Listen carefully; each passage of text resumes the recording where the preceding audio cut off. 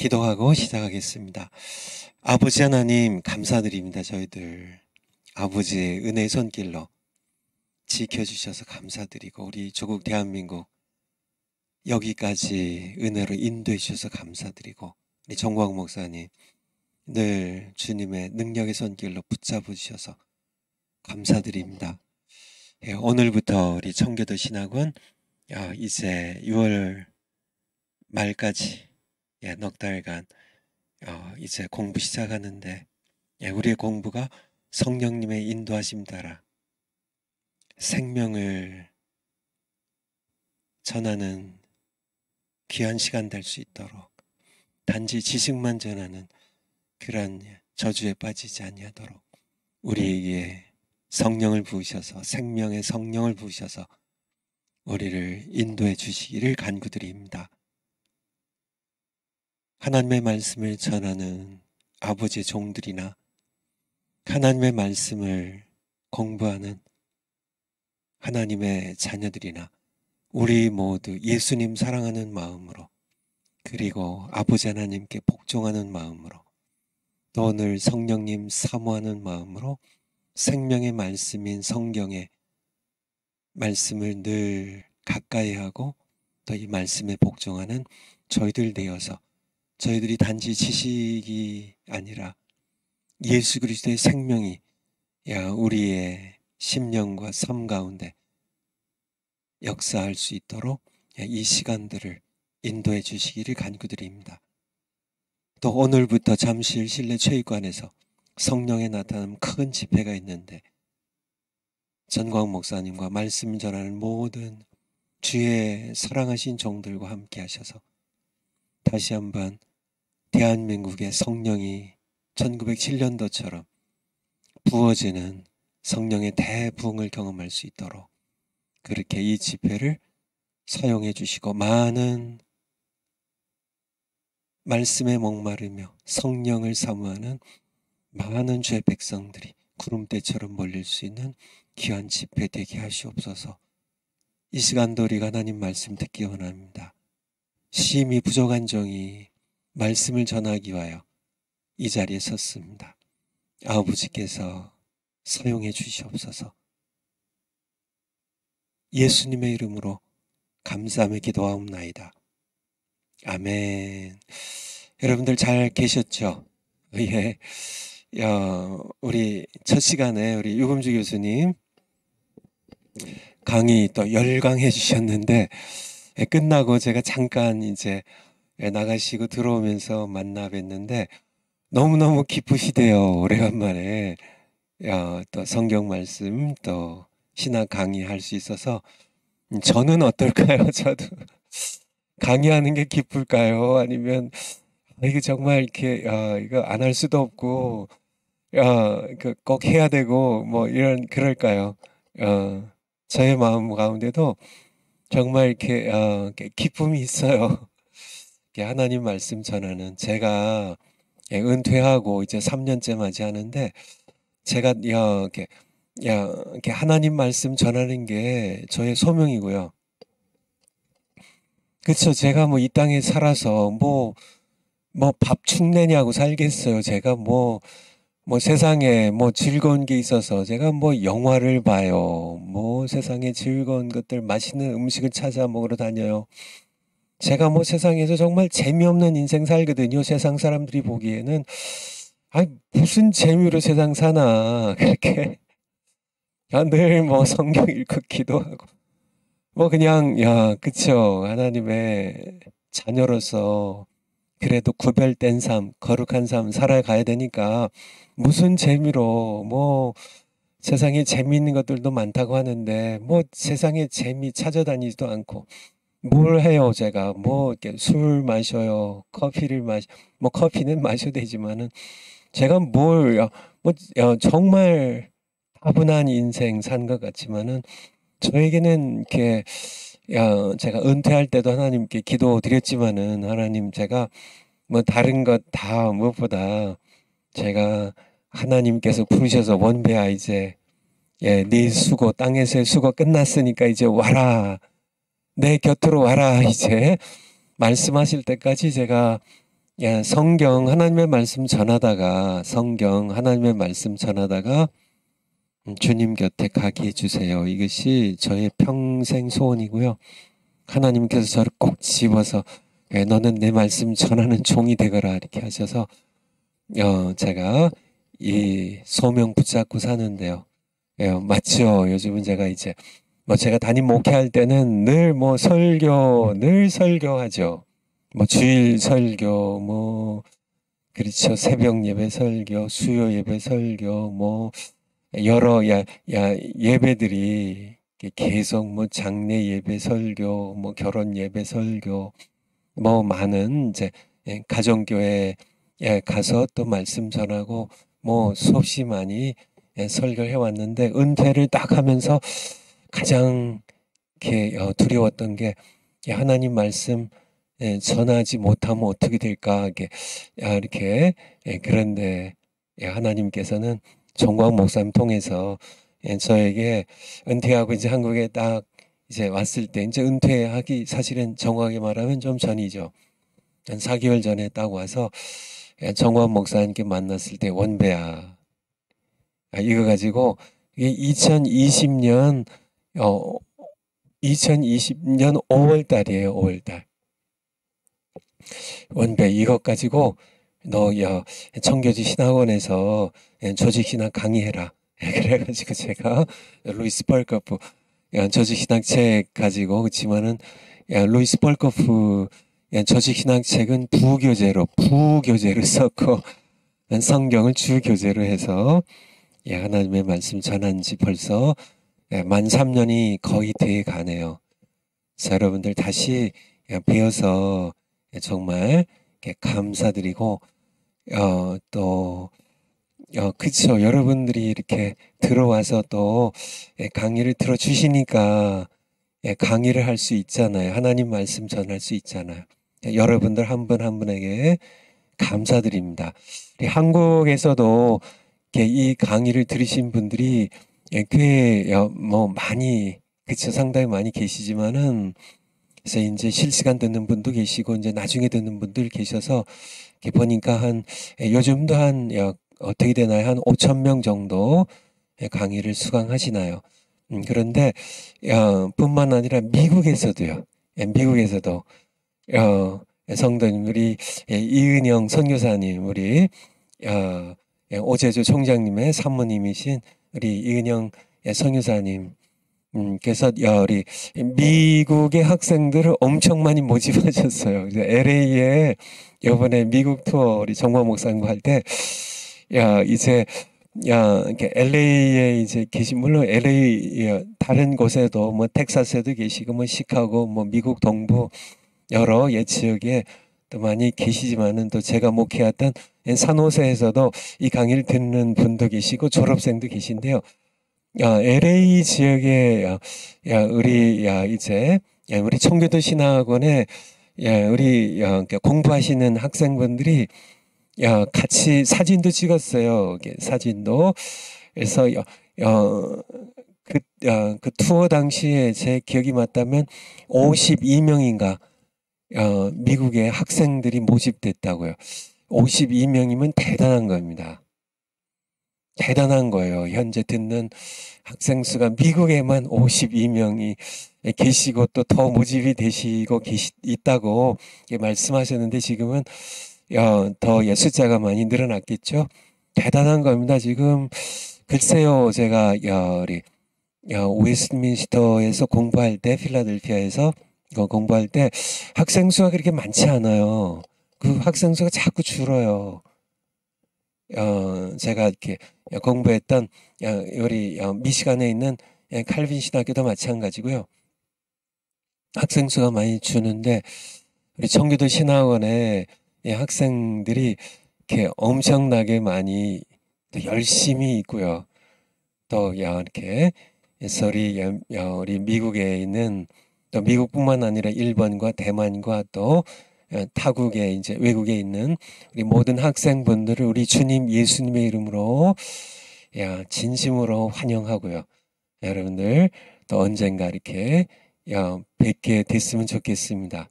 또 하나님 허락하시고 우리 정광 목사님 허락하시면 미국에 이제 성도님들 좀 이렇게 이제 졸업할 때 미국에서 이렇게 만날 수 있었으면 아직 결정된 건 아닌데요. 우리 정광 목사님께 이제 말씀드리고 허락이 이제 받아야 되는데 어쨌든 여러분들 진심으로 환영하고 하나님께서도 크게 기뻐하실 줄 믿습니다.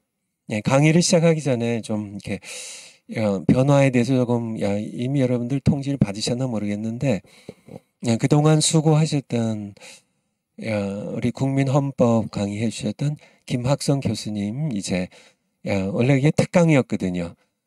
이제 청교도 신학원의 정규 과목은 아니었지만은 또 학생들도 또 들어야 할 중요한 공부이기 때문에 이제 지난 학기 강의해 주셨는데 이제 이번에 마치셨고요. 그동안 수고하신 김학성 교수님께 감사드리고 또 우리 성서 고고학을 강의해 주셨던 고세진 박사님 강의가 이제 고세진 박사님 또 연세도 많으시고 또 미국과 한국을 또 계속 왔다 갔다 하시고 또 뭐 세계적인 학자시거든요. 그래서 여러 일정들이 많으셔서 또 다음에 또 또 와서 해주시겠죠. 이제 지난 학기로 강의를 마치셨고 대신 또 아주 훌륭하고 뛰어난 두 분의 신학자님이 이제 우리 청교도 신학원에서 강의를 시작하세요. 그래서 이제 오늘 월요일 아침은 첫 시간 우리 유금주 교수님 계속 한국교회사 또 이승만 대통령과 이제 한국교회에 대해서 계속 강의해 주시고 또 월요일 둘째 셋째 시간은 제가 계속 이어서요. 지난 학기에 이어서 성경론 특별히 이제 7번째 지식의 저주에 대하여 말씀 전하고 화요일 날 내일 첫째 시간은 장신대에 지금 현역 교수이신 신약학의 신학 박사이신 우리 김철원 교수님께서 사실 우리 한국에서 대표적인 정말 우리 한국 교회가 자랑할 우리 신학자이시죠. 김철원 교수님 내일 첫 시간에 이제 신약 성경 가르쳐 주시겠고요. 저에게 개인적으로 전에 말씀하시기는 갈라디아서 하시겠다고 하셨는데 뭐로 최종 결정하시는지 모르겠습니다. 어쨌든 신약의 한 책을 강의해 주시고 내일 둘째, 셋째 시간에는 김향주 교수님이라고 변증학을 이제 조직 신학하고 변증학을 전공하신 또 아주 뛰어나신 한국 교회가 자랑할 그런 정말 굉장히 아주 책도 많이 쓰셨고요. 또 정말 신학의 전반적으로 다 강의를 해내실 수 있는 그런 귀한 분이시거든요. 그래서 김향주 박사님께서 제가 최근에 전화 통화하기에는 변증학을 변증학 어폴로제틱스죠. 변증학을 우리 보수 신앙을 이제 지키기 위한 그런 귀한 학문을 강의해 주시겠습니다. 그리고 이제 수요일 날은 계속 해오신 대로 우리 변순보 교수님께서 첫째, 둘째 시간, 셋째 시간은 또 서유한 교수님께서 교회사에 대해서 계속 강의를 해 주시겠습니다. 그렇게 아시고 우리 청교도 신학원이 정말 한국을 대표하는 신학자들 더욱이 이제 이렇게 자유주의에 물들어서 성경도 믿지 않고 사실은 성경을 믿지 않아요. 성경을 마음대로 요리하죠. 앞서 성경론에서 제가 말씀드린 것처럼 사실 이 성경을 인간의 이성의 산물로 인간이 주도해왔던 인간의 이성의 지성의 산물로 해서 성경을 연구의 대상으로 삼고 마구 쪼개고 분석하고 요리하고 성경의 하나님의 말씀에 이 엄청난 이 영원한 하나님의 생명이 담겨 있는 정말 죽은 영혼을 살리고 병든 영을 치유하는 유일한 성경이 정말 세상에 뭐 억만 책들이 있지만은 뭔가 뭐 역사에 관한 책, 뭐 경제에 관한 책, 정치에 관한 책, 문화에 관한 책, 무슨 예술, 뭐 문학책, 뭐 온갖 시편과 뭐 시집과 뭐 온갖 것들이 책들이 뭐 과학책, 뭐 의학책, 부지기수로 뭐 있지만은 전부 인간에 의해 쓰여진 책이고요.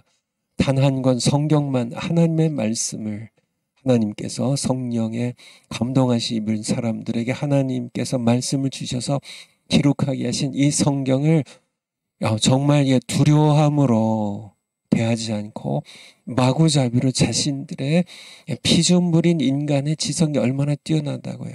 교만한 그런 마음으로 성경을 마구잡이로 파헤치고 쪼개고 자기 마음대로 요리해서 성령의 생명의 성경에 담겨있는 하나님의 말씀의 생명을 전부 사문화시키고 전부 죽여서 인간의 신학으로 만들어버린 그런 신학자들이 정말 신학교들마다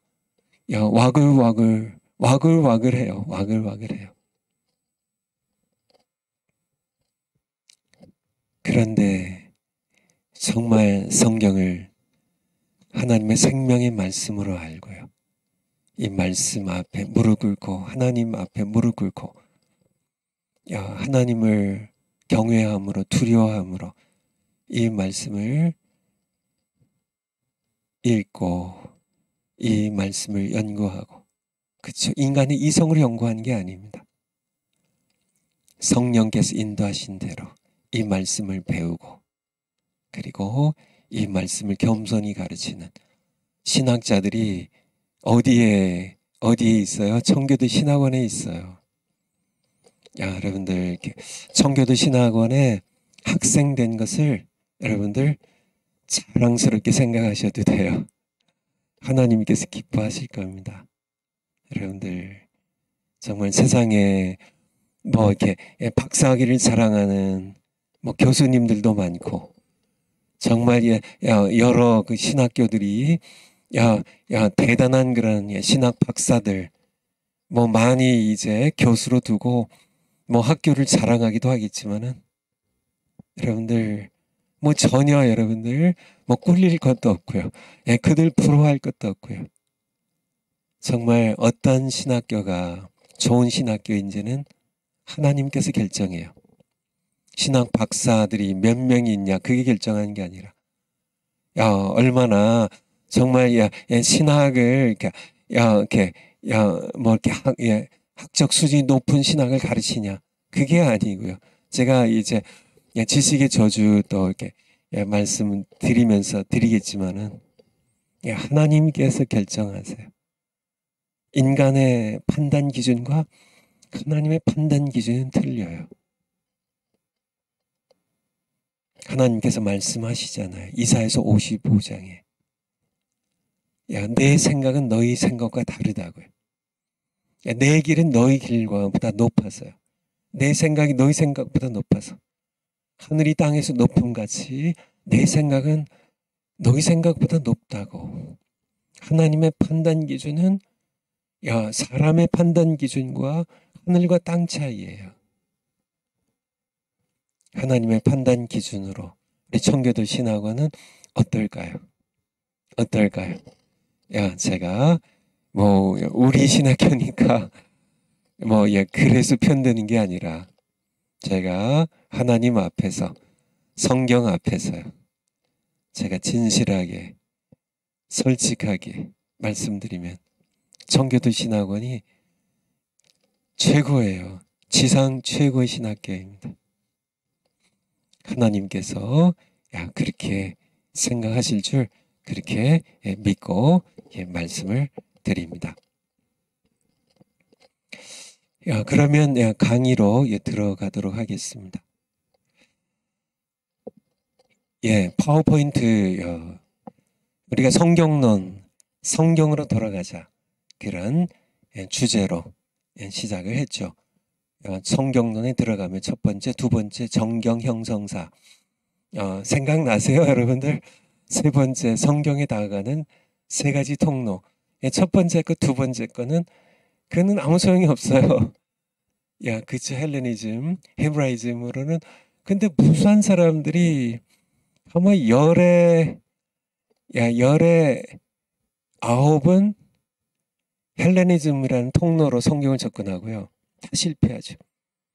그리고 열의 하나는 헤브라이즘이라는 통로로 성경을 접근하고요. 우리 목사님들의 경우에. 그리고 이러면 열의 아홉 하나 다 빼면 하나도 없네요. 세 번째 통로인 성령의 통로로 성경을 접근하는 그런 학자나 목사님들은 그쵸, 열의 하나가 아니라 사실 백의 한두 명이라고 해도 그래도 정말 과언이 아닌 그쵸?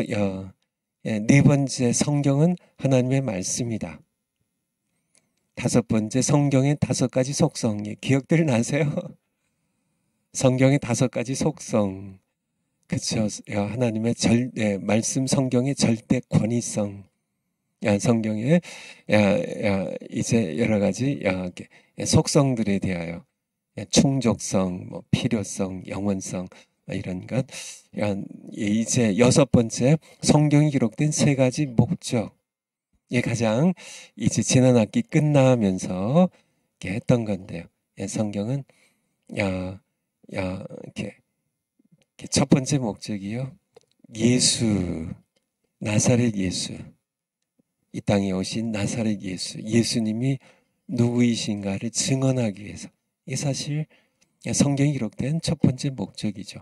오늘 이제 일곱 번째 지식의 저주에 대하여 지식의 저주에 대하여 오늘 하나님의 말씀으로 함께 듣도록 하겠습니다.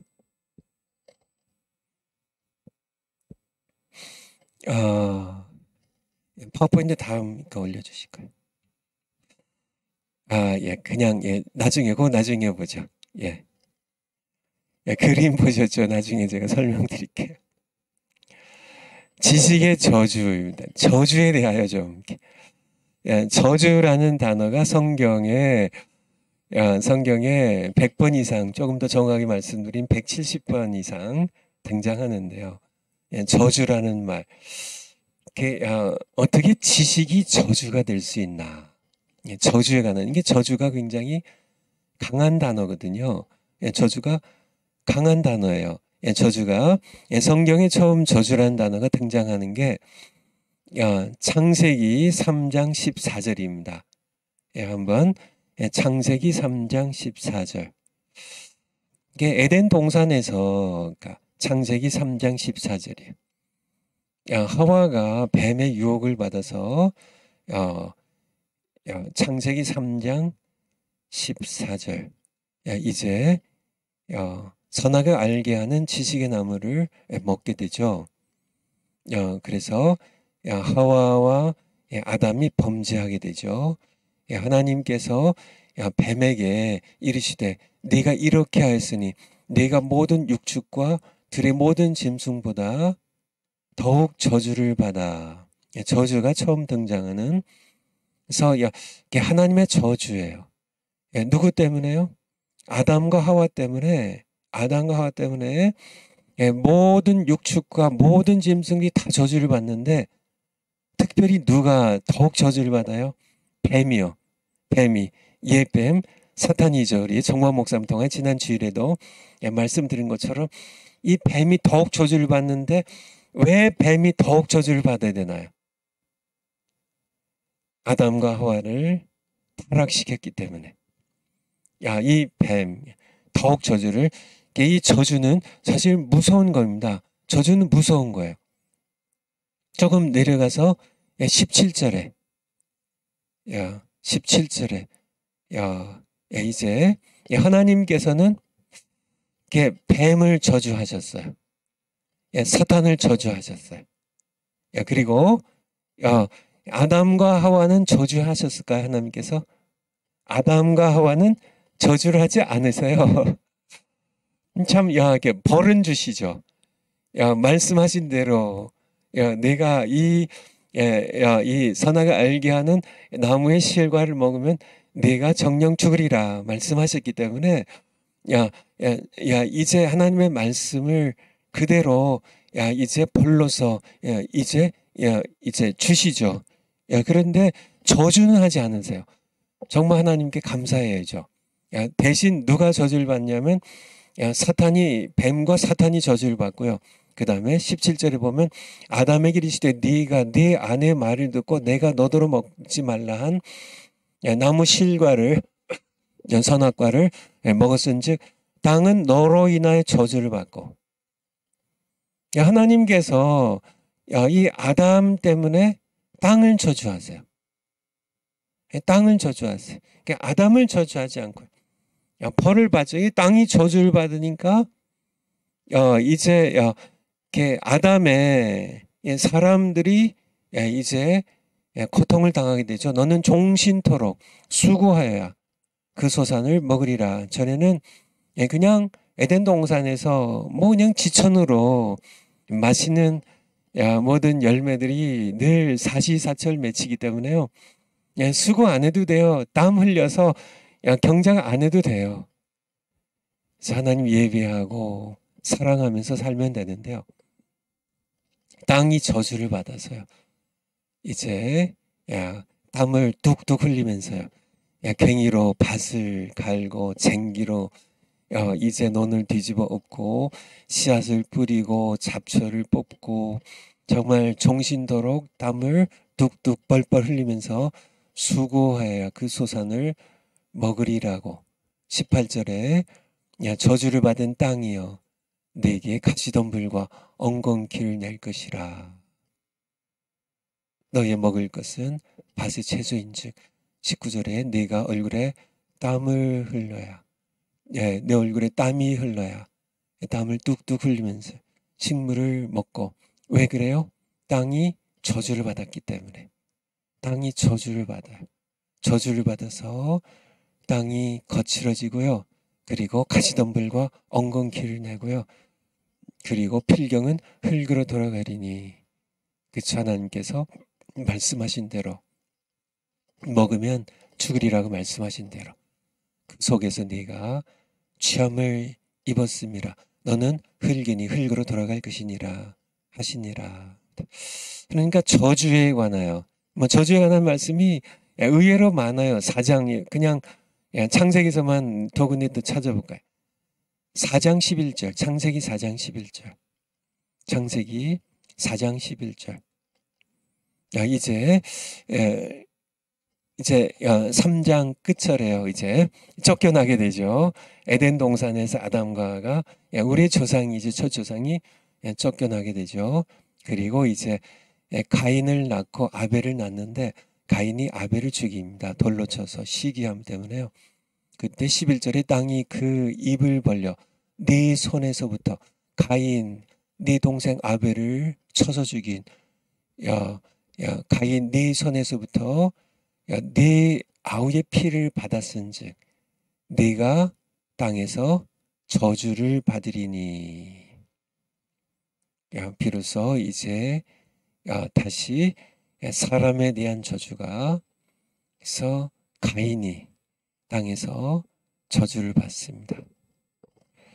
12절에 내가 밭을 갈아도 땅이 다시는 그 효력을 내게 주지 아니할 것이요 너는 땅에서 피하며 유리하는 자가 되리라.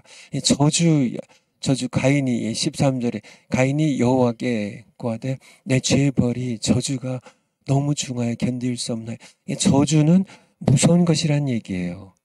한 군데 더 보면 창세기 9장 25절 창세기 9장 25절 창세기 9장 25절 이제 노아 홍수가 끝났어요. 이제 노아가 포도나무를 경작했고요. 술에 취해가지고 실수를 하게 되죠. 그런데 그의 아들 가운데 하나 있는 함이 이제 그러니까 아버지의 수치를 이렇게 덮어드리지 않고 이제 폭로하는 그런 큰 죄를 잘못을 범하죠. 그때 노아가 한 얘기입니다. 이에 노아가 가로되 근데 가나안은 함의 아들이거든요. 이 함이 죄를 범했는데 함이 잘못을 했는데 그 아들 가나안이 저주를 받아요. 그러니까 이 할아버지한테 이 손자 가나안이 저주를 받습니다. 그 형제의 종들의 종이 되기를 원하노라. 그러니까 이렇게 여기 26절에 또 가로되 셈의 하나님 여호와를 찬송하리로다. 가나안은 셈의 종이 되고 이게 이제 할아버지 노아가 손자 가나안을 저주했어요. 그래서 이게 종이 된다는. 근데 이 저주가 얼마나 무서운 거냐면, 그쵸? 여러분들 이제 출애굽기에 이제 오죠. 출애굽기 와서 이스라엘 백성들이 이제 출애굽을 하게 되고 가나안 땅에 이제 광야 40년이 지난 다음에 이제 가나안 땅에 들어가야 되는데 이제 가나안에는 이 가나안의 후손, 그러니까 이 함의 아들인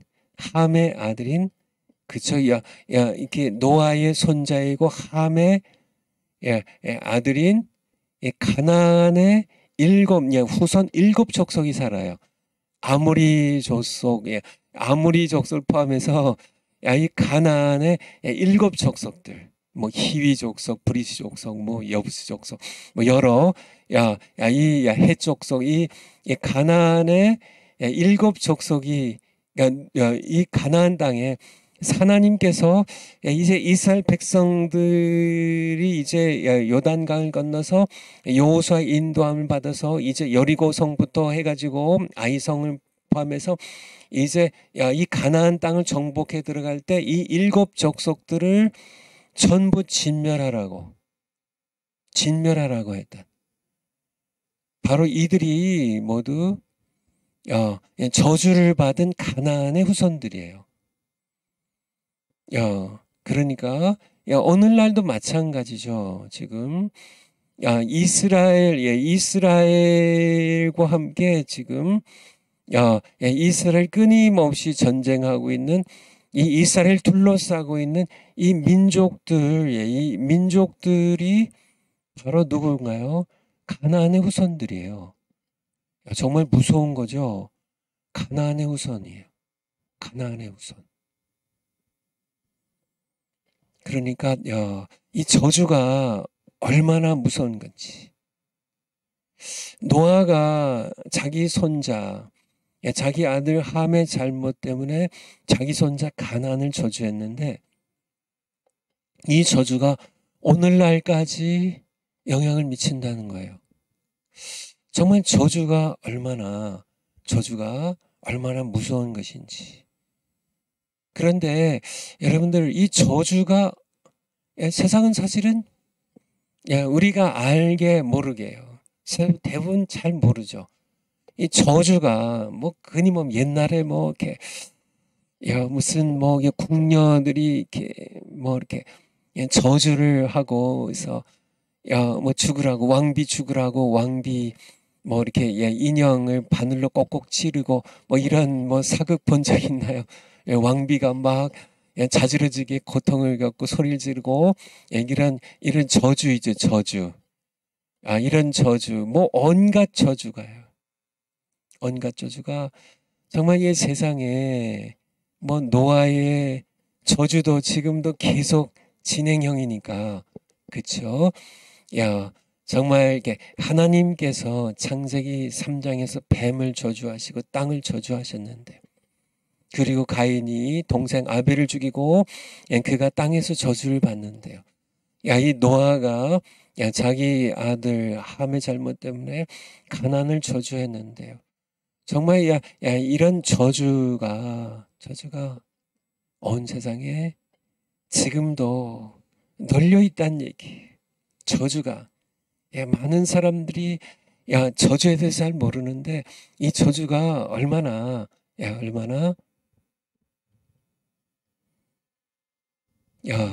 참 우리의 삶 가운데 큰 영향을 미치는지 그것에 대해서 좀 말씀드리려고 하는데 우리 정광 목사님께서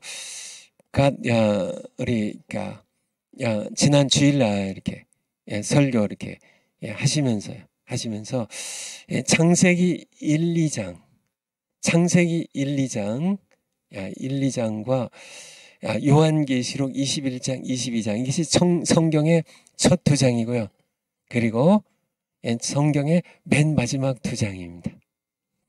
이 두 장에는 뭐가 없어요? 창세기 1장, 2장 창세기 1장, 2장과 여기에는 뭐가 무죄시대라고 죄가 없어요. 죄가 3장에서 제일 처음 범하니까 인류 역사에 죄가 없던 시기는 창세기 1장, 2장이에요. 그리고요, 이제 인류 역사에 죄가 없어지는 시기, 죄가 없어진 시기. 사탄이 요한계시록 20장에 보면 이제 19장에 예수님께서 백말 타시고 천군 천사들과 함께 이제 재림하시게 되고 이제 천년 왕국이 시작되면서 이제 사탄이 천년간 무정에 갇히게 되고요. 하지만 천년 왕국이 끝나면 사탄이 잠시 놓였다 이제 마지막 곡과 마곡의 전쟁이 이제 되고 그 다음에 요한계시록 20장에 보면 이제 끝부분이 이제 흰 보좌가 보이고요. 흰 보좌에 앉으신 하나님 계시고 그리고 이제 어린 양의 생명책에 이름이 기록되지 아니한 모든 자들이 다 심판을 받아서 불못에 던져지게 되는데요. 그런데 누가 불못에 던져져요? 바로 사탄이요. 사탄이 마귀가 이제 요한계시록 20장에 보면 불못에 던져지게 돼요. 그것이 요한계시록 20장의 끝절입니다.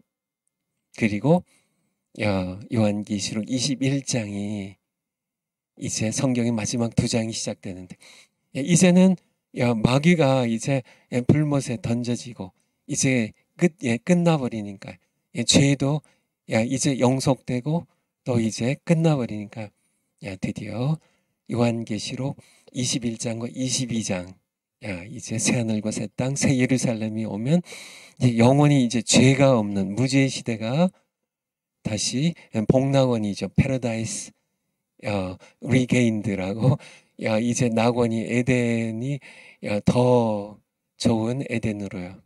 새 예루살렘으로 새 하늘과 새 땅에 이제 우리에게 하늘에서 내려오게 되고요. 그리스도의 신비 그리스도의 신부 거룩한 성입니다. 우리가 새 예루살렘에서 영원히 살아가게 되는데 이때는 이제 죄가 없어지는데요. 요한계시록 그러니까 또 하나의 특징이 있어요. 그러니까 창세기 1, 2장 그리고 요한계시록 1, 2장 아니 잘못했네. 21장에서 22장 계시록 21장 22장 여기에는 죄가 없어요. 여기도 죄가 없어요.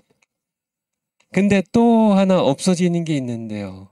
그러니까 창세기 1장 2장에는 저주가 없어요.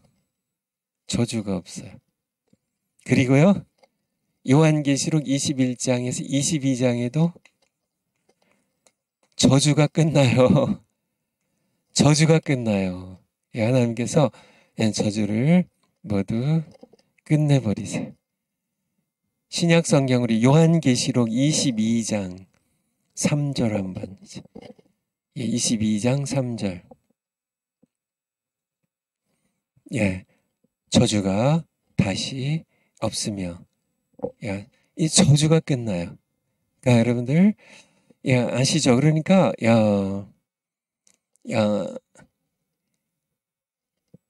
창세기 3장부터요. 요한계시록 20장까지. 그때는 죄가 있어요, 세상에.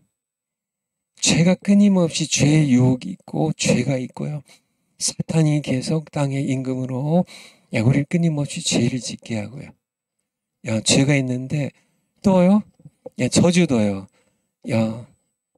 창세기 3장부터 요한계시록 20장까지 뭐가 있어요? 저주가 있어요, 저주가. 끊임없이 이 땅에는 죄가 있고 저주가 있다는 저주에 대해서들 이렇게 잘 이렇게 생각도 안 하시고 하시는데, 이 저주는 굉장히 이게 피해야 될 굉장히 무서운 존재라는 것을 여러분들에게 말씀드리는데요. 사실 현대 사회는 저주에 대해서 이렇게 별로 생각하지 않는데, 과거에는 이 저주에 대하여 굉장히 두려워했죠. 저주를 피하기 위해서요. 사람들은 구슬하기도 하고요. 무당을 초청해서 구슬하기도 하고, 점장이에 찾아가가지고 이 저주를 피하기 위해서, 애군을 피하기 위해서 여러 가지 아니면 부적을 사다가 부적도 이제 싸구려 몇만 원짜리는 이거는 별로 힘이 없고 1,000만 원, 3천만 원, 1억짜리 부적이 있어서 이건 신통하다고 하는데 다 소용없습니다. 저주에서 인간을 해방시킬 수 있는 것은 사실은 피조 세계에는 없어요. 왜냐하면 이 저주의 시작은 하나님께서 사탄을 저주하시고요. 하나님께서 땅을 저주하시면서, 하나님께서 범죄한 가인을 저주하시면서 시작이 되기 때문에 이런 어떤 저주가 결코 끝나지 않고요. 또 인간들이 서로 미워하고 증오하고 정말 남을 망하게 하고자 하는 시기심이나 이런 것 때문에 끊임없이 참 여러 악한 신들을 빌어서 하는 모든 퍼붓는 저주들, 이러한 것들이 정말 온 세상에 가득하게 역사하는 그런 것을 우리가 잊지 않아야 되는데, 그냥 하나 정말 이 저주의 사슬을 끊는, 그러한 방법은 딱 하나예요. 갈라디아서 3장 13절 한번 볼까요? 갈라디아서 3장 13절. 갈라디아서 3장 13절. 그리스도께서 우리를 위하여 저주를 받은 바 되사, 정말 하나님께서 참 우리에게 내린 모든 죄에 대한 저주, 참 모든 율법의 저주에서 지키지 못하는 자는 전부 하나님의 심판을 받아 지옥 가야 하는 율법의 저주에서 우리를 속량하셨으니, 기록된 바 나무에 달린 자마다, 나무가 뭐예요? 예수님께는 십자가였습니다. 십자가에 나무에 달린 자마다 저주 아래에 있는 자라. 예수님께서 십자가에 달리셔서 우리가 지고 있는 이 저주를 예수님께서 저주가 되셔서 우리를 위하여, 그리스도께서 우리를 위하여 저주를 받으셨어. 그래서 하나님 아버지께 버림을 받고 우리의 저주를 대신 끊어주신 율법의 저주에서 우리를 속량하셨습니다. 피값을 치르시고 저주에서 우리를 해방하셨어요.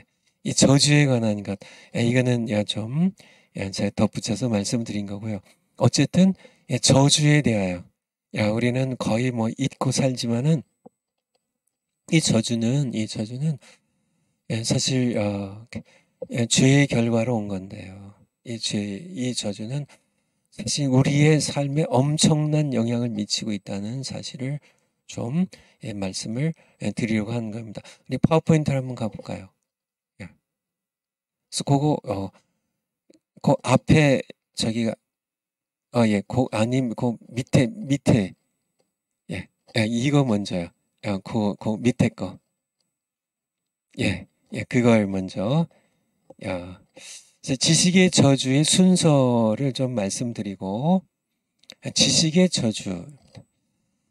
그래서 첫째, 저는 이제 책을 쓰지 않았습니다. 두 번째, 하나님께서는 저를 목회자기를 걷게 하셨습니다. 제가 어떻게 지식의 저주를 깨닫게 되었는지, 예, 그것에 대하여 좀, 첫 번째, 두 번째, 이제 설명을 드리는 거고요. 예, 세 번째, 왜 신학은 죽은 영혼을 살리는데 무기력할까? 네 번째, 하나님께서는 에덴 동산 중앙에 두 나무를 두셨다. 다섯 번째, 순서가 중요하다. 여섯 번째, 지식의 저주. 일곱 번째, knowing God, versus라는 라틴어의 약자인데요. 그러니까 하나님을 아는 것, 그리고 하나님에 관하여 아는 것, 이 두 가지를 대조해보는 그런 시간이고요.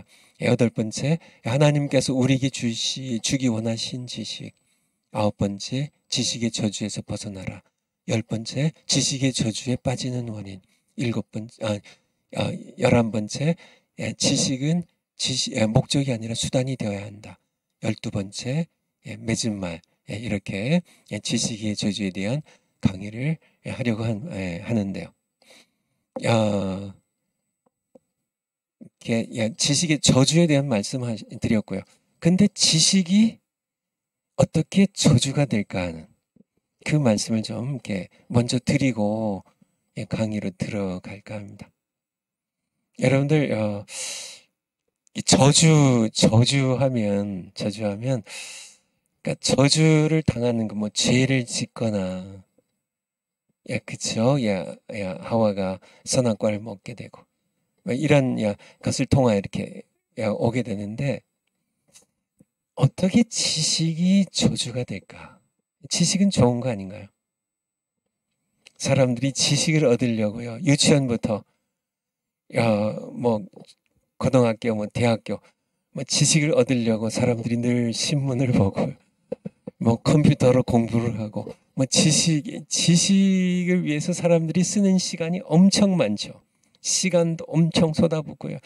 지식 얻으려고 뭐 학원을 다니고 뭐 시간뿐만 아니라 돈도 엄청 쓰고요. 뭐 유학도 가고 뭐 그래서 뭐 컴퓨터 지식, 경제 지식, 정치 지식, 온갖 지식을 얻기 위해서 그런데 뜻밖의 그 지식이 저주가 될 수 있다는 그것을 제가 이렇게 하나님의 은혜로요. 전혀 뜻밖이죠. 전혀 뜻밖의 지식이 저주가 될 수 있다는 사실을. 실제로 이게 정말 이 지식의 저주가 전 세계를 광범하게 덮고 있는데요. 이 지식의 저주를 받은 사람들이 이게 저주인 줄 모르고 계속 지식을 탐닉하고요. 지식 가지고 뭐 이렇게 돈도 벌고 지식 가지고 밥도 벌어먹고 지식을 자랑도 하고요. 뭐 박사 학위 모자 쓰고 지식을 뽐내기도 하고 뭐 여러 근데 그 지식이 저주라는 사실을 그러니까 수많은 사람들에게 그래서 그것에 대한 이게 지식이 저주가 될 적에 뜻밖인가요? 여러분들도 이렇게 뜻밖이신가요? 어떻게 지식이 저주가 돼? 그 좋은 건데. 뭐 좋고 나쁘고를 떠나서 그 저주가 될 만한 그런 소재가 아닌데 생각이 쉬운데요. 그런데 여러분들 이렇게 생각해보면 뜻밖의 것이 저주가 되는 경우가 많습니다. 뜻밖의 것이요. 여러분들 이렇게 진주 아시나요? 진주가 그쵸. 조개에서 이제 이렇게 만들어진 이 진주 그쵸. 조개살에 뭐 이렇게 모래알 같은 게 들어간다고 하나요? 그래서 이제 모래알이 뾰족하니까 이제 조개가 이제 아프니까 이렇게 무슨 분비말을 분비해가지고 자꾸 이것을 이렇게 싸게 돼서 그래서 이렇게 한 겹, 두 겹, 세 겹 이렇게 싸면서 진주가 형성되는데요. 진주가 저주가 될 수 있다는 거 여러분 아시나요? 진주가 저주가 될 수 있어요. 스실리아로 이렇게 제가 오래전에 뭐 언젠지 모르겠지만 아마 한 40여 년 전에 읽었던 그 소설 하나 제가 좀 이해로 들려고 하는데요. 예, 좀 올라가서 아까 봤던 어부가 진주 들고 있는 것. 이 사진이 이 사람이 들고 있는 게 이게 진주예요. 이 진주가 엄청 크죠. 이 진주 엄청 크죠.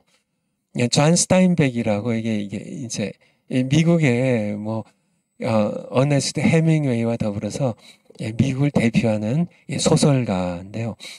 존 스타인백이라고 뭐 여러분들 분노의 포도나 뭐 이런 것들 아마 여러분들 보셨을 줄 아는데 이분의 소설 가운데 하나가 더 펄이라고 펄이 뭐예요? 더 펄이 진주예요. 존 스타인백이 제가 이렇게 목회했던 이 산호세에서 조금 남쪽으로 내려가면 살리나스라고 있는데요. 제가 요번에 미국 방문했을 때도 살리나스 한번 이렇게 방문했었는데요. 멀지 않은 곳에 있어요. 산호세에서 남쪽으로 좀 가면 살리나스가 이 사람의 고향이에요. 그래서 이 존 스타인백의 생가가 이 살리나스에 있습니다. 지금도 이게 농촌이죠. 지금도 거의 이렇게 농사를 많이 짓는 곳이에요. 살리나스에서 서쪽으로 조금 더 가면 몬트레이라고 이제 해변 도시가 나오는데 세계적으로 유명한 페블비치라는 이 해변 도로 해변 저희가 있고요. 해변이 그러니까 비치가 있고 그리고 거기에 골프장이 세계적으로 유명한 페블비치 골프장이 거기에 있는 몬트레이입니다. 살리나스, 몬트레이, 산호세가 다 이게 이웃 도시인데요. 이 존 스타인백이 이제 살리나스에 집이 있고 거기서 멀리 얼마 떨어지지 아니한 이 몬트레이에서 주로 활동을 했던 그런 곳입니다.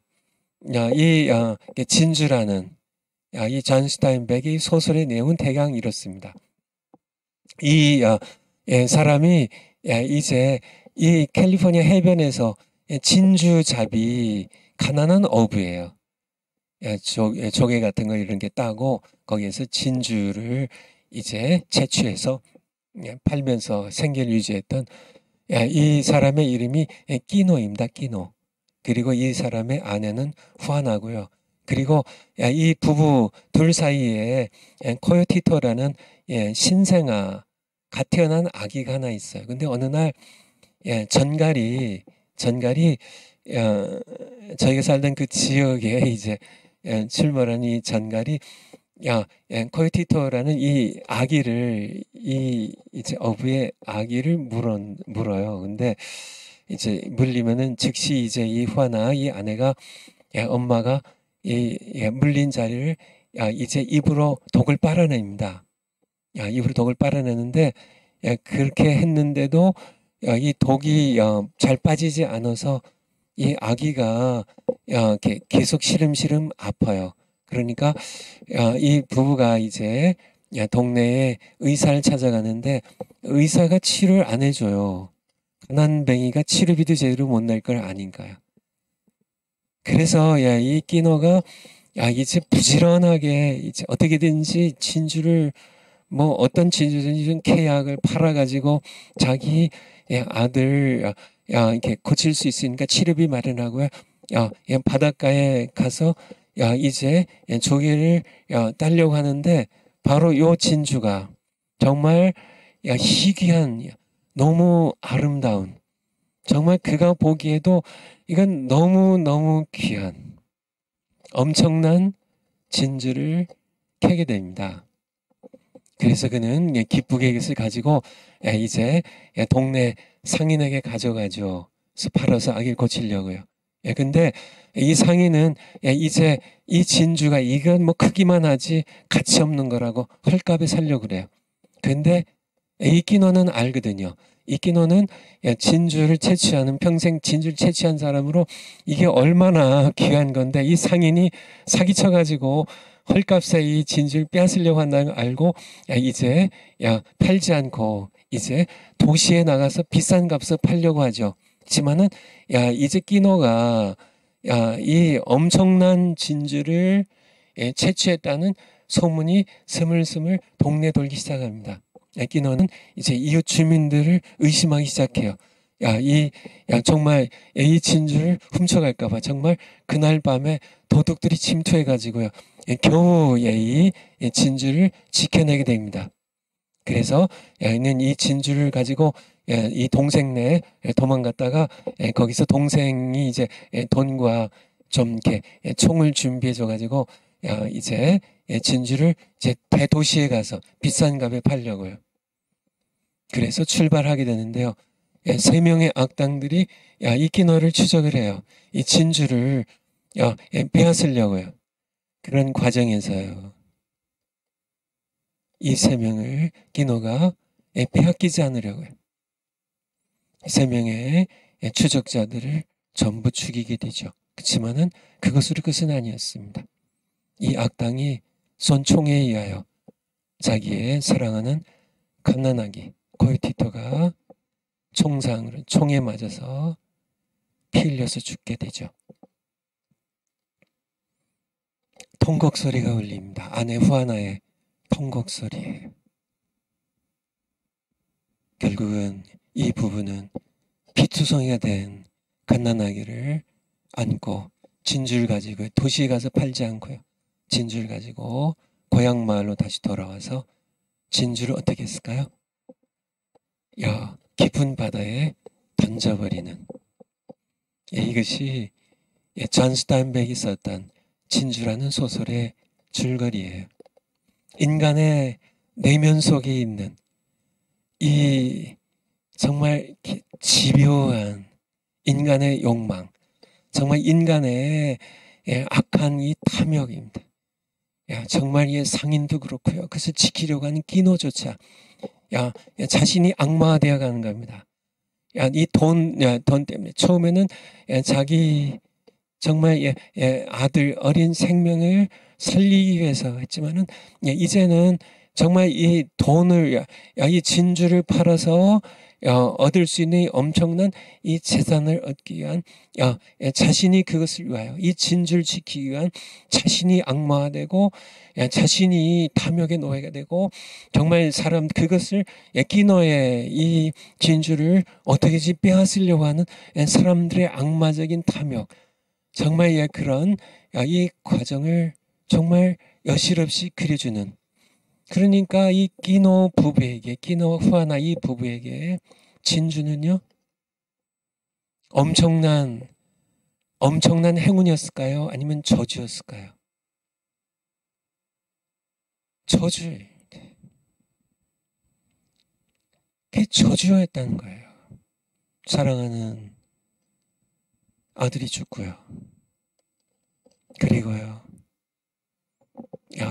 정말 자기를 추적했던 여러 사람들을 죽이고 이웃 사람들이 계속 자기를 시기하고 정말 이런 모든 게 과정입니다.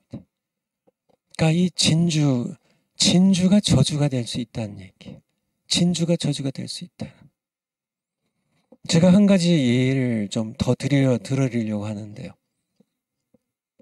아프리카 서부의 나라 가운데 시에라리온이라는 그런 나라가 하나 있는데요. 시에라리온에서 1972년 2월 14일 날 지금으로 한다면 50년 전이네요. 50년 전.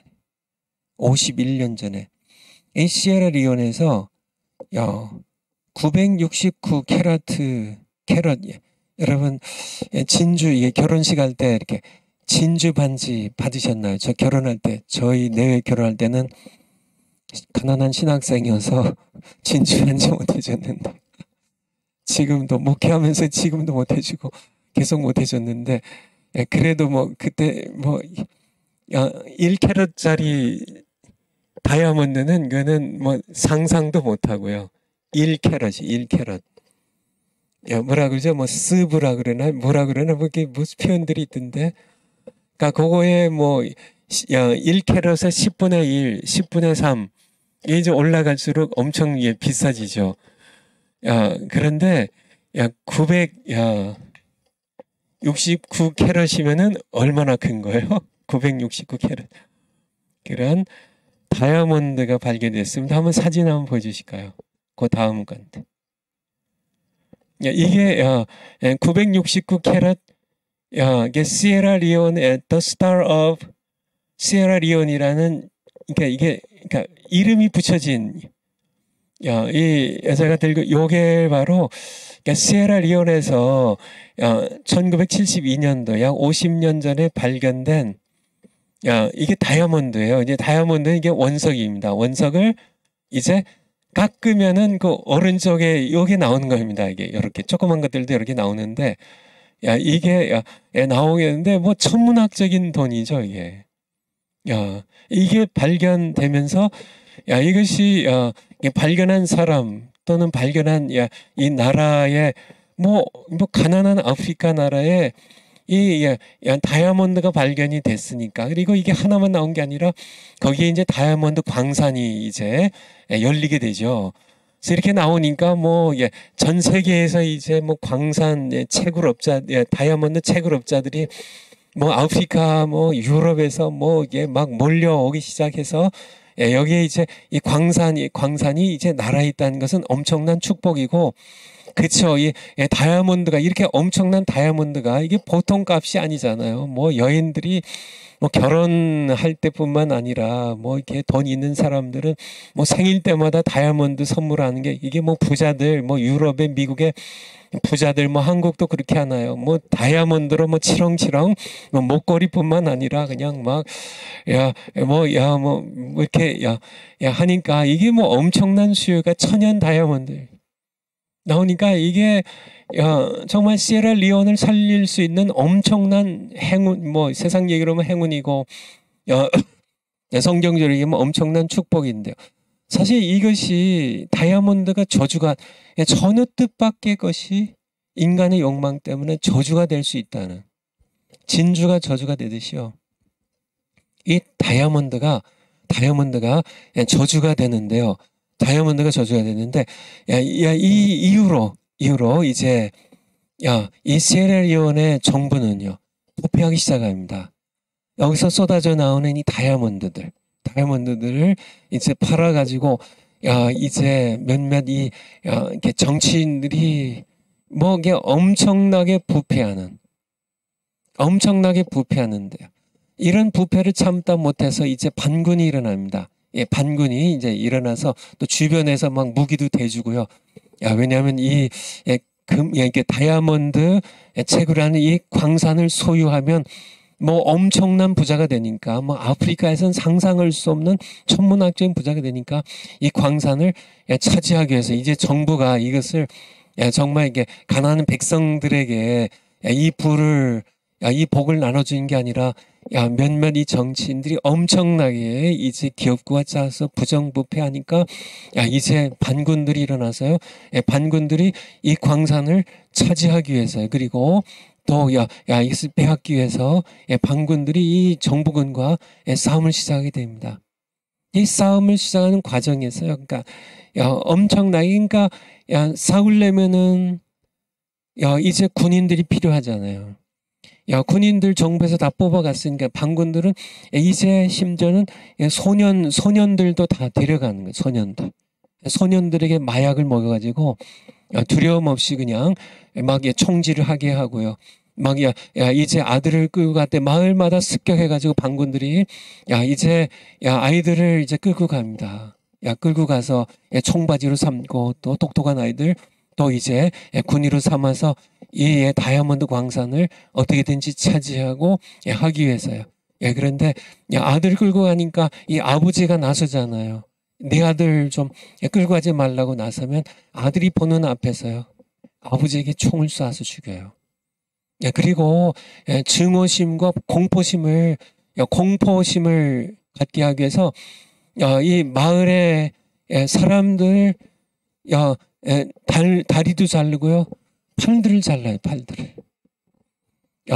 팔들을 그래서 이 사람들이 정부군에 끌려가가지고 군인도 못하게 되고 아예 그냥 그냥 팔목들 뚝뚝 잘라버려. 그냥 사람들 남들 뚝 줄 세워놓고 다 총으로도 겨눈 채 다 세워놓고 갖다 놓고 이게 이렇게 칼 정글에서 내리치는 칼들이 있죠. 나무 쪽에는 예를 들어 손목들 다 잘라버려요.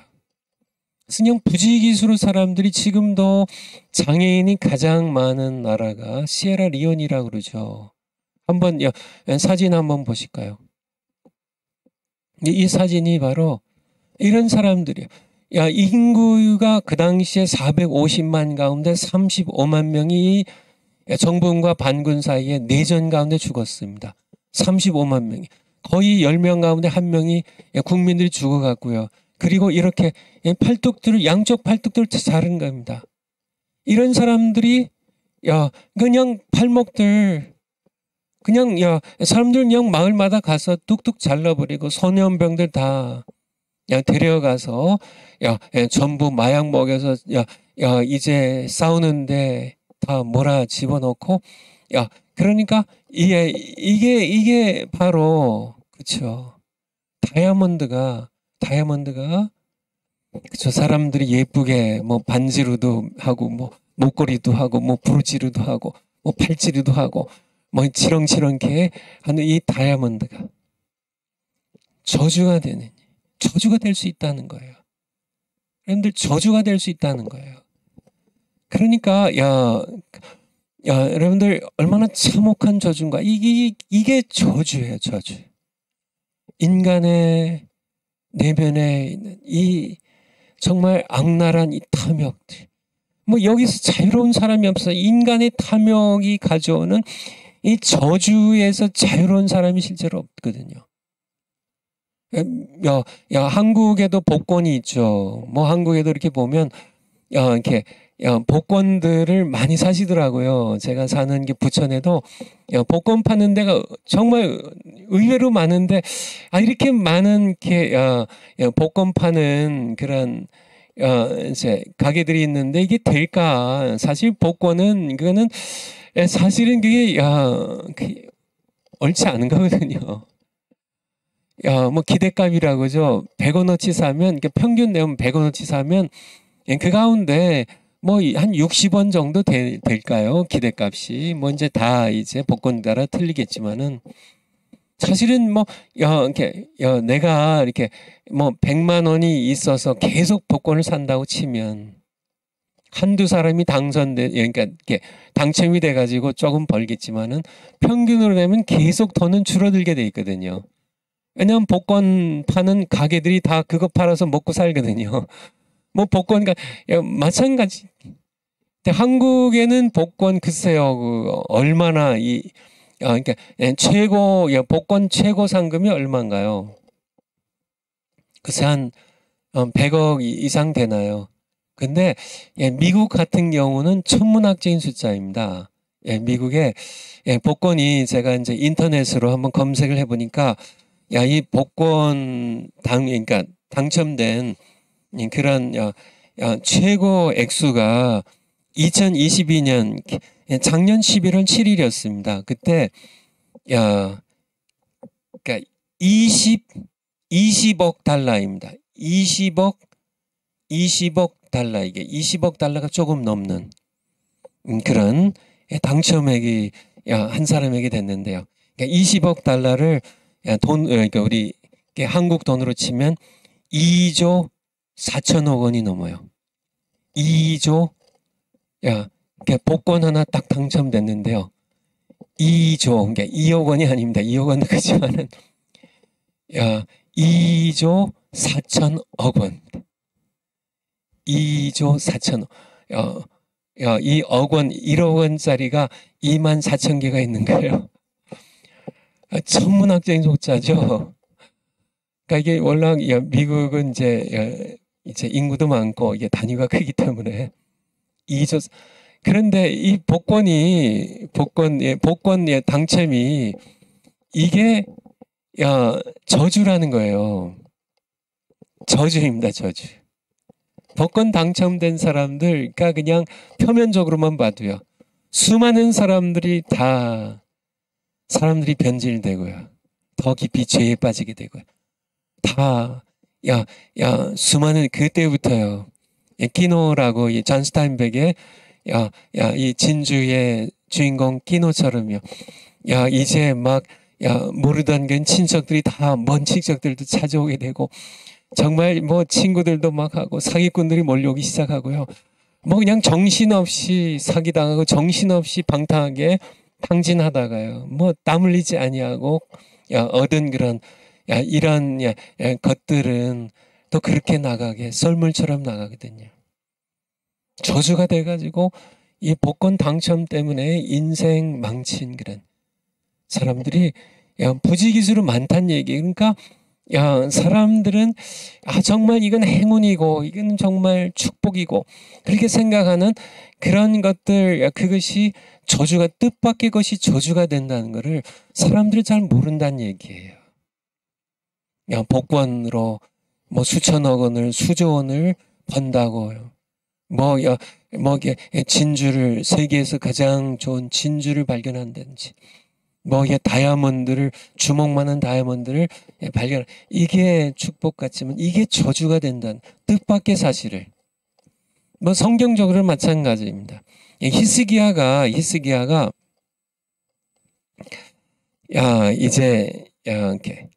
하나님께 정말 이렇게, 지난주에 우리 정만 목사님 설교 가운데 히스기야 나왔잖아요.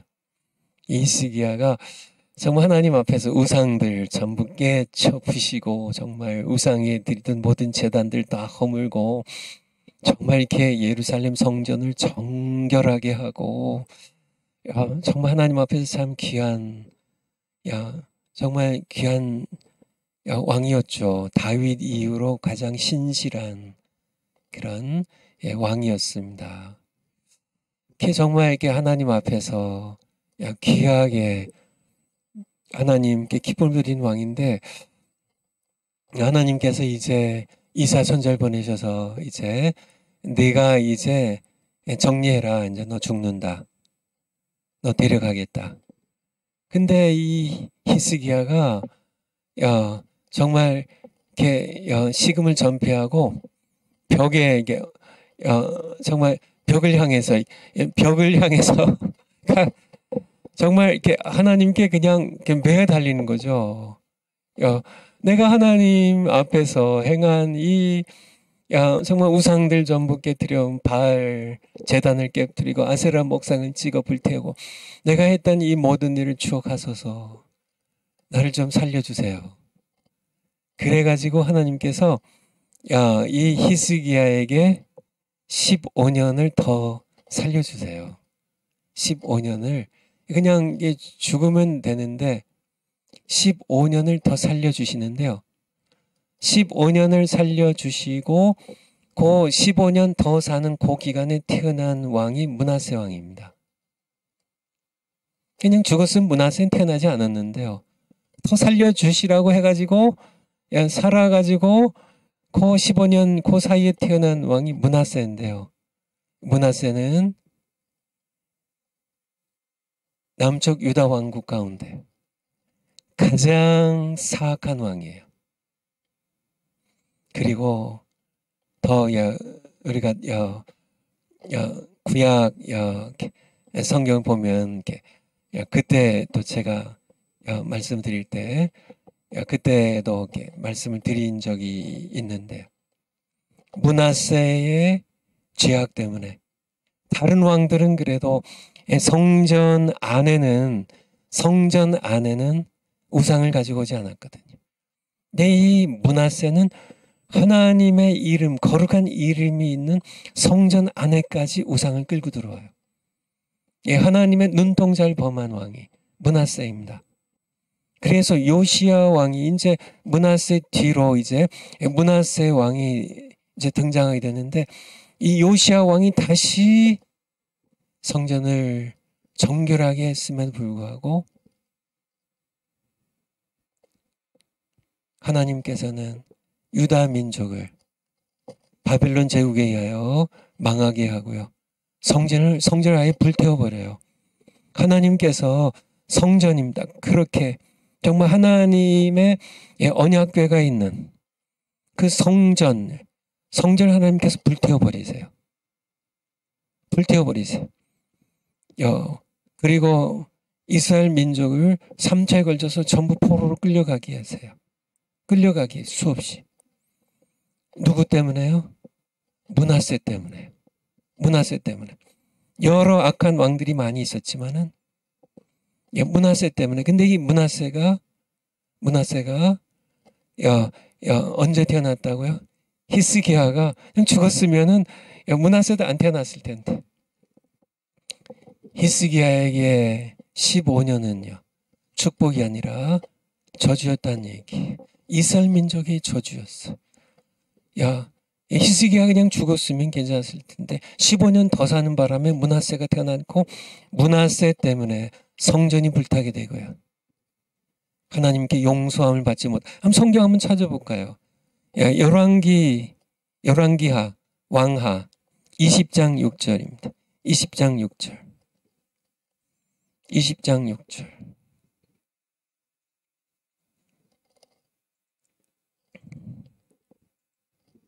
그러니까 히스기야가 눈물로 그냥 벽을 보고 그냥 하나님 나 살려주세요. 그냥 나 살려주세요. 그렇게 하니까 하나님께서 그 기도를 응답하셔서 내가 네 날 히스기야 네 날을 15년을 더할 것이며 그렇게 하거든요. 그래서 7절에 보면 이사야가 가로되 무화과 반죽을 가져다 내 상처에 종초에 올려놓으라 해서 나으니라. 그렇게 그래서 15년 더 살게 됐는데요.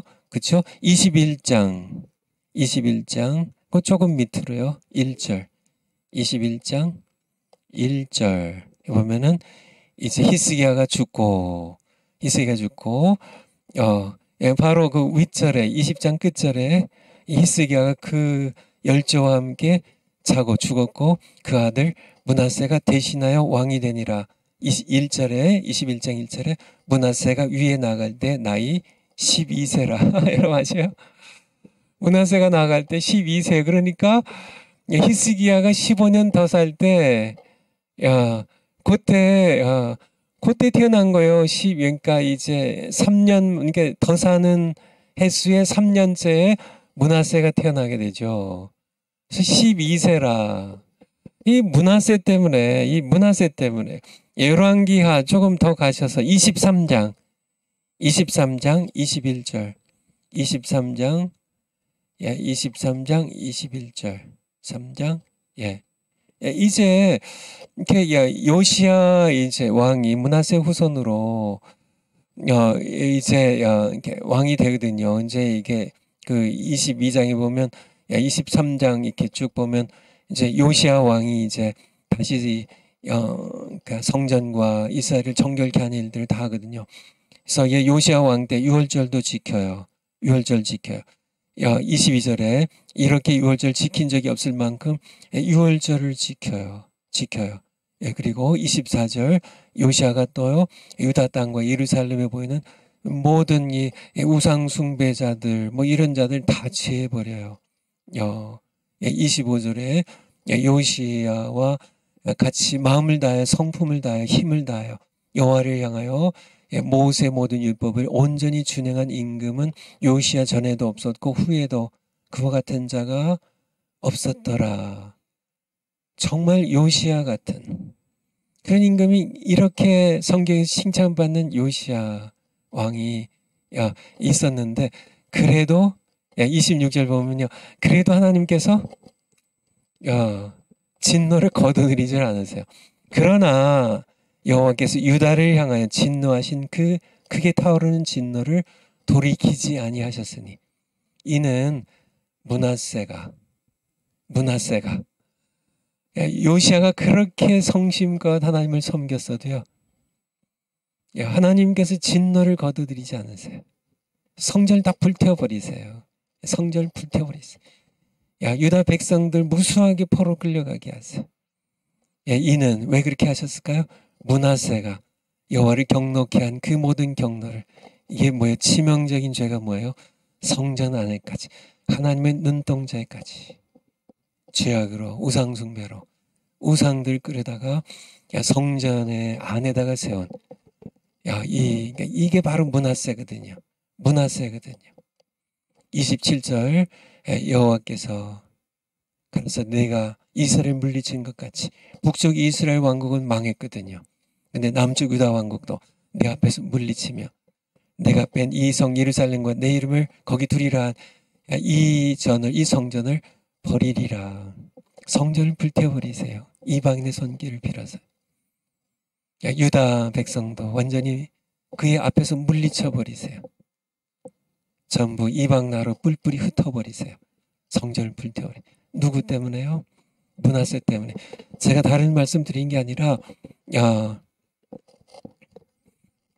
그러니까 정말 뜻밖의 것이. 그게 축복인 줄 알았죠. 히스기야도 이게 축복 아닌가요? 15년 더 사니까. 그게 축복이 아니었다는 얘기예요. 그것 때문에 성전이 그 하나님의 지성소가 있는 언약궤가 있는 정말 이스라엘 심장이라고 할 수 있는 이 성전이 불타버려요.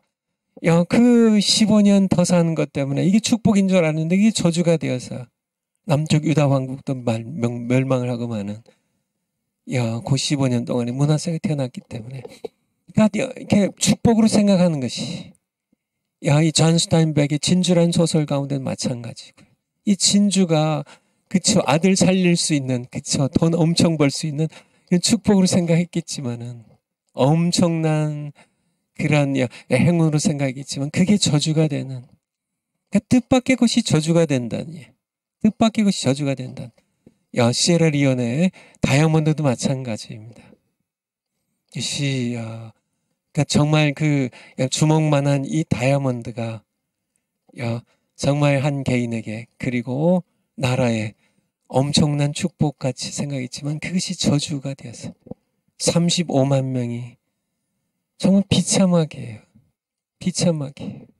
소년들이 전쟁터에서 총알바지가 되고 마약에 취해서 전쟁터를 달려나가서 비참하게 죽고요.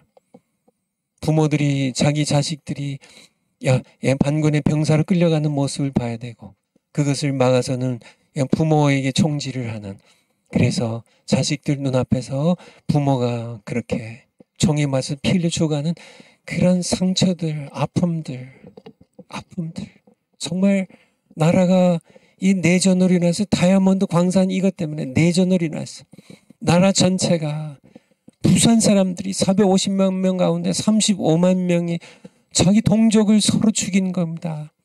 서로 죽이는 거예요. 진주를 지키기 위해 끼노가 자기 추적자들 죽이듯이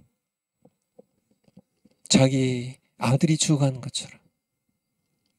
그런데 정말 뜻밖의 것이 전혀 저주가 되지 않을 것 같은 애지중지하는 사실은 오늘날도 마찬가지인데요. 블라드 다이아몬드라는 그런 영화가 나온 적이 있는데요. 그러니까 이 아프리카가 이제 다이아몬드의 주산지거든요. 수많은 아프리카에서 나오는 이 다이아몬드는 사실은 현지 주민들의 피가 묻은 돈이 다이아몬드라는 피 묻은 다이아몬드라는 그런 그러니까 영화로 이게 그린 내용입니다. 우리가 이렇게 예쁘게 뭐 결혼식 할 때 다이아몬드 이렇게 반지 사고 하지만은 아프리카인들의 저주인 피 묻은 다이아몬드 이 저주가 될 수 있다는. 그런데 사실 가장 큰 저주는 우리가 가장 경계해야 할 저주는 진주보다요. 복권 당첨된 것보다 다이아몬드보다요. 가장 무서운 저주는 지식의 저주라는 이 말씀을 여러분들이 정말 여러분들 지식의 저주가 얼마나 무서운 것인지 여러분들이 절실하게 좀 느꼈으면 좋겠어요. 지식의 저주. 제가 깨닫게 된 경위를 좀 이제 좀 말씀을 드리겠습니다. 파워포인트를 다시요. 파워포인트로 다시. 예, 그거 조금 내려가시면 돼요. 지식의 저주. 아시겠죠? 지식이 저주가 될 수 있다는. 그런데 이게 엄청난 저주란 얘기. 이 지식의 저주에 걸린 사람들이, 그쵸, 저주에, 그러니까 옛날 그 사극 같은 데서 보면 저주에, 이게 저주를 건다 그러죠. 저주에 걸린 그런 왕비가 고통을 당하고 시름시름 앓면서 죽어가는, 뭐 저주, 그러니까 어떤 귀신의 저주에 잡힌 그런 사람이 무당이, 무녀라고 그러죠. 무당, 여자 무당이 되기도 하고, 이 저주가 무서운 건데, 사실 그런 저주는 이렇게 여러 진주가 저주가 되기도 하고, 정말 복권 당첨이 저주가 되어서 정말 그 행운인 줄 알았다가 완전히 그냥 인생 파산이 되기도 하고 하는 그런, 그러니까 정말 뜻밖의 것들이 저주가 되는데, 정말 전 세계를 에덴 동산부터 시작이 돼가지고요. 창세기 3장부터 시작이 돼서 요한계시록 20장에 이르기까지 이 저주가 정말 수많은 사람들을 사슬로 묶어서 정말 고통의 구렁텅이로 빠뜨리고, 이 저주 때문에, 이 다이아몬드 저주 때문에 이게 내란이 일어나고 수많은 사람들을 인간의 그 간악한 그런 탐욕으로 해서 무자비하게 사람들을, 동족들을, 마을 주민들을 죽이고 팔다리를 자르고 하는 이 저주들, 이 돈의 저주, 다이아몬드의 저주죠.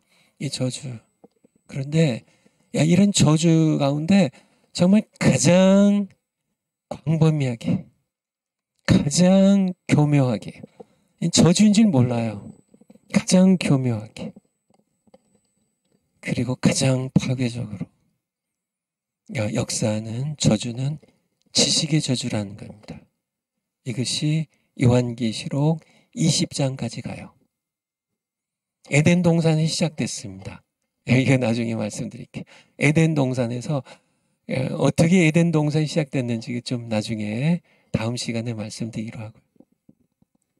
그러니까 제가 처음에 이게 지식의 저주, 여러분들이 좀 이렇게 좀 경각심을 가지고, 이거 그냥 한번 강의로 듣고 끝나면 여러분들 그냥 지나가 버려요. 뭐 그러나 보다.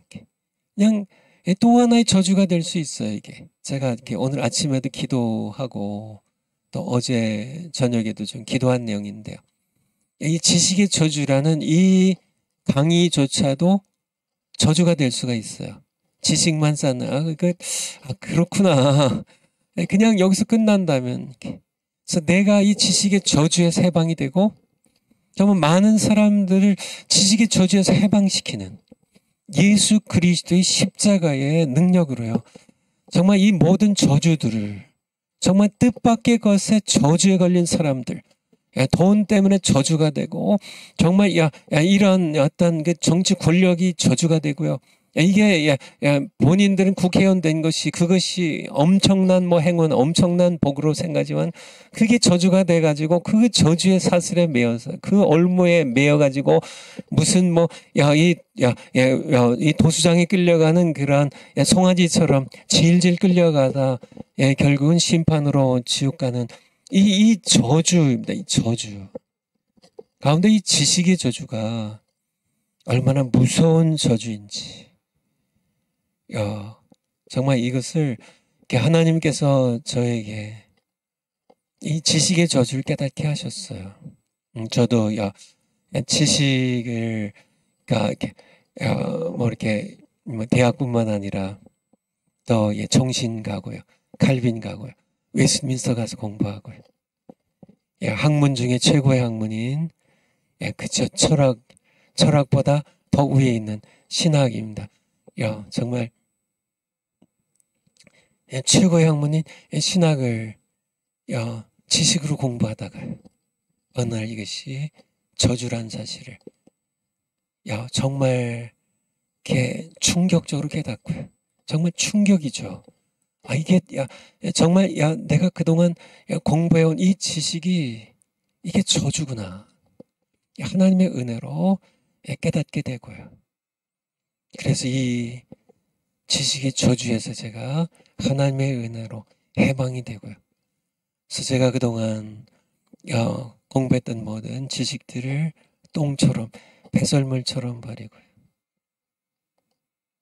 제가 그동안 쌓아 모았던 모든 책들을, 모든 신학책입니다. 모든 그런 여러 학문의 책들을 배설물 쉽게 얘기하면 똥이죠. 똥처럼 버리고 다시 성경으로 돌아간 성경론을 강의하고 있는데, 그래서 어떻게 하나님께서 저에게 지식의 저주가 가장 무시무시한 저주라는 것을, 이 지식의 저주에 빠진 사람들이 부지기수에 부지기수. 근데 몰라요. 이게 저주인지 몰라. 계속 지식을, 우리 정광 목사님 표현으로 지식을 줄줄 빨아요.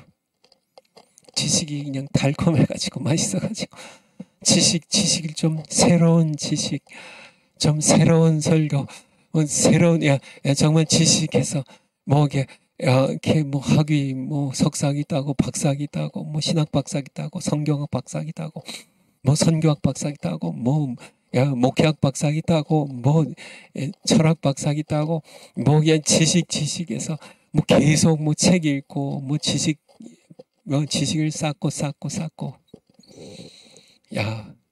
그것이 자기에게 저주가 된다는 사실을 모른 채 제가 여기까지 이제 첫 시간 마치고 이제 1시간 후에 제가 지식이 저주가 된다는 것을 깨달은 경우에 대해서 좀 말씀드리도록 하겠습니다. 기도하겠습니다.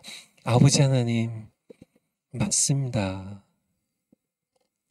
우리가 지식의 저주에서 예수님의 십자가의 능력으로 해방되고, 또 많은 사람들 지식이 저주가 된다는 사실을 알지 못한 채 끊임없이 지식을 연마하고 지식을 탐닉하는 수많은 그런 사람들 해방시킬 수 있는 저희들 될 수 있도록 하나님께서 저희들 써주세요.